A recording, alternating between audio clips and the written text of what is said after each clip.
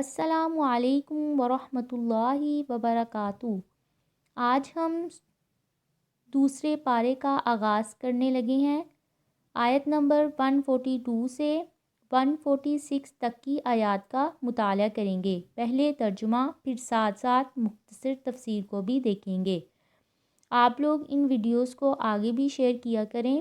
تاکہ لوگوں کو بھی اللہ تعالیٰ کے قرآن کے بارے میں رہنمائی ہو سکے کہ اللہ تعالیٰ نے اس کتاب میں کیا لکھا ہے، کیونکہ ہماری زندگی میں یہ کتاب بہت اہم ہے اور ہمیں اس دنیا میں آنے کا مقصد بھی یہ ہے کہ ہم اللہ تعالیٰ کو پہچانیں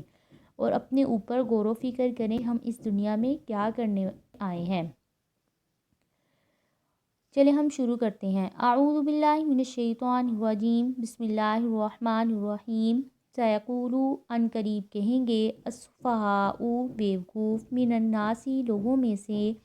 ما ولاھم کس نے پھیر دیا ہے انہیں، ان قبلتہم ان کے قبلہ سے، التی وہ جو کانو تھے، علیہا اس پر، کل کہہ دیجئے، للہ اللہ ہی کے لیے ہیں، المشرق مشرق بھی، والمغرب اور مغرب بھی، یہدی وہ ہدایت دیتے ہیں، من یشاء جسے وہ چاہتے ہیں، الی صراط مستقیم سیدھے راستے کی طرف۔ ان آیات میں تحویل قبلہ کا ذکر ہے۔ رسول اللہ صلی اللہ علیہ وآلہ وسلم جب ہجرت کر کے مدینہ پہنچے تھے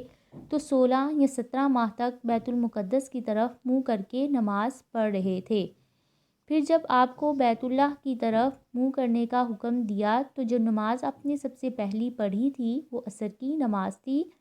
اور ایک قول یہ ہے کہ یہ حکم بنو سلمہ کی مسجد میں نازل ہوا تھا اور اس وقت آپ ظہر کی نماز جو تھے وہ پڑھ رہے تھے اور اس مسجد کا نام مسجد القبلتین رکھا گیا تھا۔ اس آیت پر یہود، مشرکین، منافقین سبھی نے اعتراض کرنا شروع کر دیا کہ اگر پہلا قبلہ درست تھا تو اسے بدلنے کی کیا ضرورت تھی؟ اگر یہ درست ہے تو اتنی دیر بیت المقدس قبلہ ہی کیوں رہا؟ اللہ تعالیٰ نے جواب دیا کہ یہ لوگ بیوقوفی کی وجہ سے ایسی باتیں کر رہے ہیں۔ مشرق یا مغرب اپنی کچھ حیثیت نہیں ہے اس کی، ان کی طرف منہ کرنا صرف باعث ثواب ہے، اصل چیز اللہ تعالیٰ کی حکم کی فرما برداری ہے۔ اس آیت کو پڑھنے کے بعد ذہن میں ایک سوال پیدا ہوتا ہے کہ مسلمانوں کا قبلہ جو تھا وہ کعبہ ہی کیوں بنایا گیا؟ تو اس کا جواب یہ ہے کہ یہود نے جو سمت بنائی تھی وہ مغرب کو قبلہ بنایا تھا، کیونکہ حضرت موسیٰ کو مغرب کی جانب سے ندا آئی تھی، اور عیسائیوں نے سمت مشرق کو قبلہ بنایا تھا کیونکہ حضرت جبرائیل حضرت مریم کے پاس مشرق سے گئے تھے۔ اور مسلمانوں کا قبلہ کعبہ کیوں بنا؟ کیونکہ حضرت ابراہیم خلیل اللہ کا قبلہ تھا اور اللہ تعالیٰ کا یہ حرم بھی ہے اور بیت اللہ بھی ہے۔ وَكَذَلِكَ اور اسی طرح، جَعَلْنَاكُمْ ہم نے بنایا تمہیں، اُمَّةً ایک امت، وَسْطًا درمیانی، لِتَكُونُوا تاکہ تم ہو جاؤ، شُہَدَاءَ گواہ، عَلَى النَّاسِ لوگوں پر، وَيَكُونُوا اور وہ ہو جائیں، الرَّسُولُ رسول، اور وَيَكُونَ اور ہو جائیں، الرَّسُولَ رسول، عَلَيْكُمْ تم پر، شہیداً گواہ، وَمَا جَعَلْنَا اور نہیں ہم نے بنایا، القبلۃ اس قبلے کو، التی وہ جو، کُنتَ تھے آپ، علیہا جس پر، الا مگر، لنعلم تاکہ ہم جان لیں، من یتبع کون پیروی کرتا ہے، الرسول رسول کی، ممن اس سے جو، ینقلب جو پلٹ جاتا ہے، علی عقبیہ اپنی دونوں ایڑیوں کے بل پر، وَإِنْ اور اگر، کانت تھی یہ بات، لَکَبِیرَةً یقیناً بہت باری، الا مگر، علی الذین ان لوگوں پر نہیں تھی، ہدی اللہ جنہیں ہدایت دی تھی اللہ تعالیٰ نے، وما کان اللہ اور نہیں ہے اللہ تعالیٰ، لیضیع یہ کہ وہ ضائع کر دیں، ایمانکم تمہارے ایمان کو، ان اللہ بے شک اللہ تعالیٰ، بالناس لوگوں پر، لرؤوف الرحیم یقیناً بہت شفیق اور مہربان ہے۔ اس کلام سے نبی کریم صلی اللہ علیہ وآلہ وسلم کی امت وسط جو ہے اس کو خطاب کیا گیا ہے۔ اس میں یہود کو بتایا گیا ہے کہ تمام مسلمانوں کا قبلہ جو تھا اس سے تم انکار کیوں کرتے ہو؟ ان کے دین کو کیوں قبول نہیں کرتے ہو؟ حالانکہ مسلمان قیامت کے دن تمہارے خلاف شہادت دیں گے اور ان کی جو شہادت ہے وہ قبول کی جائے گی۔ اس لیے تم کو چاہیے کہ تم دنیا میں ان کی مخالفت نہ کرو اور ان کے دین کی پیروی کرو۔ لِتَكُونُوا شُهَدَاءَ عَلَى النَّاسِ، اس سے مراد 3 طرح کی شہادت ہے۔ پہلی یہ ہے کہ رسول اللہ صلی اللہ علیہ وسلم شہادت دیں گے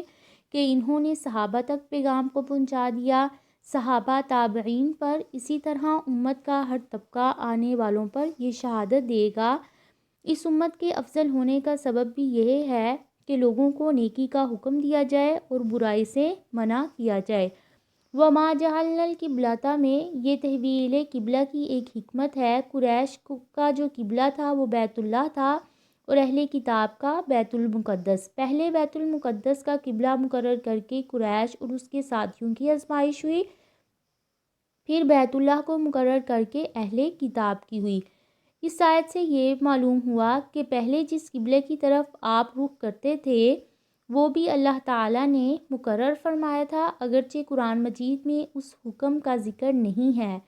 یہ دلیل ہے کہ آپ صلی اللہ علیہ وآلہ وسلم پر قرآن مجید کے علاوہ بھی احکام نازل ہوتے تھے جنہیں وحی خفی یا حدیث کہا جاتا ہے۔ وَمَا كَانَ اللَّهُ لِيُضِيعَ إِيمَانَكُم میں حضرت براء بن عازب بیان فرماتی ہیں کہ تحویل قبلہ سے قبل کئی آدمی جو تھے وہ پہلے قبلے کے زمانے میں قتل ہو کر فوت ہو چکے تھے۔ ہمیں معلوم نہ ہو سکا کہ ہم ان کے متعلق کیا کہیں، تو اللہ تعالیٰ نے پھر بیان فرمایا وَمَا كَانَ اللَّهُ لِيُضِيعَ إِيمَانَكُم کہ اللہ تعالیٰ کبھی ایسا نہیں کریں گے کہ تمہاری ایمان کو ضائع کرے، یعنی تمہاری پہلی نمازیں اللہ تعالیٰ کبھی بھی ضائع نہیں کریں گے۔ قد تحقیق نرا ہم دیکھیں گے، تقلبا بار بار پھرنا، وجہ کا آپ کے چہرے کا، فی السمائی آسمان کی طرف، فلنولیجنک پھر ہم ضرور پھیر دیں گے آپ کو،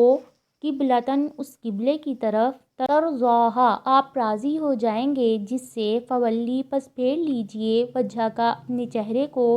شطر المسجد الحرامی مسجد حرام کی طرف، وحیثو اور جہاں کہیں، ما کنتم ہو تم، فولو پس پھیر لو وجوہکم اپنے چہروں کو،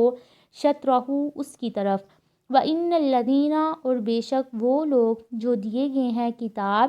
لَيَعْلَمُونَ یقیناً وہ جانتے ہیں، أَنَّهُ الْحَقُّ بے شک وہ حق ہے، مِن رَبِّهِمْ ان کے رب کی طرف سے، وَمَا اللَّهُ اور نہیں ہے اللہ تعالیٰ بغافل غافل عما اس سے جو یعملون وہ عمل کرتے ہیں۔ اس آیت میں قبلہ بدلنے کا اصل حکم ہے۔ حضرت ابن عباس فرماتے ہیں کہ قرآن مجید میں جو پہلا نسخ ہے وہ قبلے کا ہے۔ آپ صلی اللہ علیہ وآلہ وسلم کو بیت اللہ کا قبلہ جو تھا وہ بہت پسند تھا اور قبلہ بدلنے کی امید میں بار بار آسمان کی طرف دیکھتے رہتے تھے۔ وَحَیْثُ مَا كُنْتُمْ فَوَلُّوا وُجُوهَكُم میں ہے کہ سفر میں نفل نماز، کشتی میں نماز، حالت جنگ میں نماز، یا جیسے قبلہ جس کو معلوم نہ ہو سکے وہ جس طرف منہ کر کے نماز پڑھے اس کی نماز ہو جائے گی، البتہ سفر میں ممکن ہو تو سواری کا رخ قبلہ کی طرف نفل نماز پڑھتے وقت کر لینا چاہیے اگر ممکن ہو تو، کیونکہ نبی کریم صلی اللہ علیہ وسلم جب سفر کرتے تھے اور نفل پڑھنے کا ارادہ کرتے تھے تو اپنی اونٹنی کا رخ قبلہ کی طرف کر کے تکبیر کہتے تھے۔ لَيَعْلَمُونَ أَنَّهُ الْحَقُّ مِن رَبِّهِمْ کہ بے شک اہلی کتاب کو علم ہے، تو اس کے بارے میں یہاں یہ اعتراض پیدا ہوتا ہے کہ یہود و نصارہ کو یہ علم کیسے ہو گیا، کیونکہ ان کے دین میں نہ ہی یہ بات ہے اور نہ ہی ان کی کتاب میں یہ لکھا ہوا ہے۔ اس کا جواب یہ ہے کہ محمد صلی اللہ علیہ وآلہ وسلم جو تھے وہ برحق نبی ہیں، یہ بات ان کی کتاب میں لکھی ہوئی تھی اور اللہ تعالیٰ کی وحی کے سوا کوئی بات نہیں وہ کہیں گے، اور آپ کی کہی ہوئی ہر بات بھی سچ ہوگی، یہ ساری باتیں ان کی کتاب میں موجود تھی۔ دوسرا جواب یہ ہے کہ ان کو یہ بھی معلوم تھا کہ احکام منسوخ ہوتے رہتے ہیں، اسی لیے ان کو علم تھا کہ یہ حکم بھی منسوخ ہو سکتا ہے، اس لیے تحویل قبلہ پر اعتراض کرنے کی کوئی بھی وجہ نہیں تھی۔ حضرت عائشہ بیان کرتی ہیں کہ رسول اللہ صلی اللہ علیہ وسلم نے فرمایا کہ اہل کتاب ہم پر کسی چیز پر اتنا حسد نہیں کرتے ہیں جتنا جمعے کے دن پر اور امام کے پیچھے ہماری آمین کہنے پر۔ وَلَئِنْ أَتَيْتَ الَّذِينَ وَلَئِنْ اور البتہ اگر أَتَيْتَ آپ لائیں ان کے پاس الَّذِينَ وہ لوگ جو اوتوا الکتاب کتاب دیے گئے بِكُلِّ آیَةٍ ہر نشانی ما تابعوا نہیں وہ پیروی کریں گے قبلتک آپ کے قبلہ کی وما انت اور نہیں ہے آپ بتابعین پیروی کرنے والے قبلتہم ان کے قبلہ کی وما بعضهم اور نہ ہی ان کا بعض بتابعین پیروی کرنے والا ہے قبلہ کی ببعضٍ بعض کے ولئن اور البتہ اگر اتبعت آپ نے پیروی کی اہواءہم ان کی خواہشات کی من بعدی اس کے بعد ما جاءک جب آ گیا آپ کے پاس من العلم علم انکا بے شک آپ اذا لمن الظالمین اس وقت ظالموں میں سے ہوں گے۔ یعنی اللہ تعالیٰ نے فرمایا کہ وہ ایک دوسرے کے قبلے کو پسند نہیں کرتے ہیں۔ یہود جو تھے وہ مغرب کی طرف رخ کرتے تھے اور نصارہ جو تھے وہ بیت المقدس کا جو رخ تھا وہ مشرق جانب تھا۔ تو آپ اگر ان کی خواہشات کی پیروی کریں گے تو آپ ظالموں میں سے ہوں گے۔ اس آیت میں اگرچہ خطاب جو تھا وہ رسول اللہ صلی اللہ علیہ وسلم کو ہے مگر مراد جو ہے وہ امت ہے۔ الذین وہ لوگ جو آتیناہم ہم نے انہیں دی الکتابہ کتاب یعرفونہ وہ پہچانتے ہیں کما جیسا کہ یعرفونہ وہ پہچانتے ہیں ابناءہم اپنے بیٹوں کو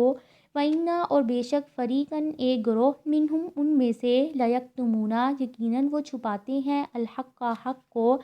وہم یعلمون حالانکہ وہ جانتے ہیں۔